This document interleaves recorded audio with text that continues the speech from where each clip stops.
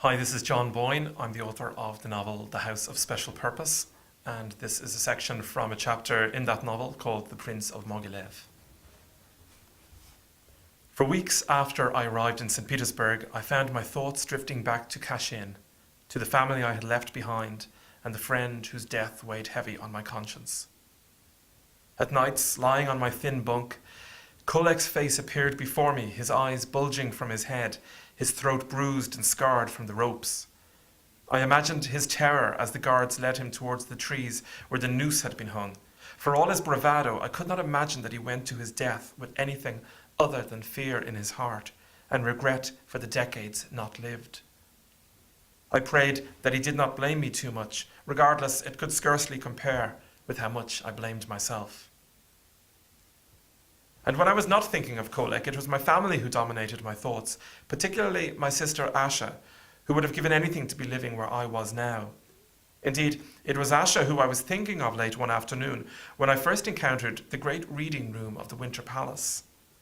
The doors were opened and I turned, intending to leave, but an instinct made me change my mind and I stepped inside, where I found myself alone in the serenity of a library for the first time in my life. 3 walls were filled from floor to ceiling with books, and a ladder was attached to each rail so that the browser could push himself across the floor. In the center stood a heavy oak table on which were placed 2 large volumes open to a series of maps. Great leather armchairs were situated at different points in the room, and I imagined myself sitting there for an afternoon, lost in reading.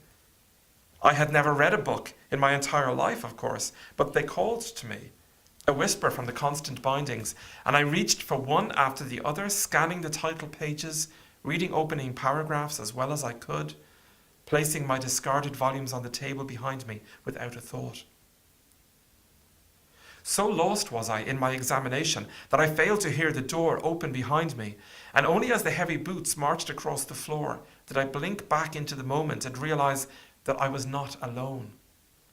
I turned, throwing the book that I was holding in the air in surprise. It fell to the floor, crashing open at my feet, the noise echoing across the walls, while I dropped to my knees and bowed my head in the presence of the Anointed One. "Your Majesty," I said, not daring to look up. "Your Majesty, I must offer my sincere apologies. I was lost, you see, and—" "Stand up, Georgi Danilovich," said the Tsar, and I stood slowly. Not long before, I had been grieving for my family. Now I was in dread of being sent back to them. "Look at me." I lifted my head and our eyes met. I could feel my cheeks begin to redden, but he looked neither angry nor displeased. "What are you doing here anyway?" he asked me. "I lost my way," I said. "I hadn't intended coming in here, but when I saw them—" "The books?" "Yes, sir. I was interested, that's all. I wanted to see what they contained." He breathed heavily for a moment, as if deciding how best to deal with this situation before sighing and stepping away from me, walking behind the oak table and looking down at the volumes of maps, turning their pages and not looking at me as he spoke. "I would not have taken you for a reader," he said quietly. "I'm not, sir," I explained. "That is, I never have been."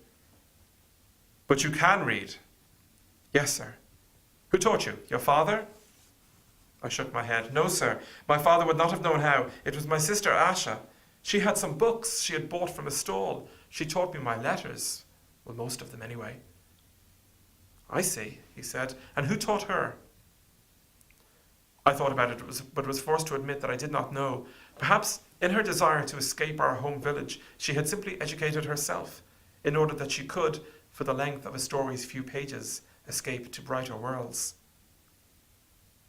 "But you liked it?" asked the Tsar. "I mean to say, something drew you in here." I looked around the room and thought for a moment before offering an honest answer. "There's something interesting. Yes, sir," I said.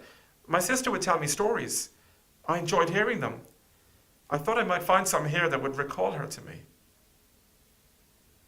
"I expect you're starting to miss your family," said the Tsar, stepping back now towards the window so that the soft light shining through illuminated him on all sides.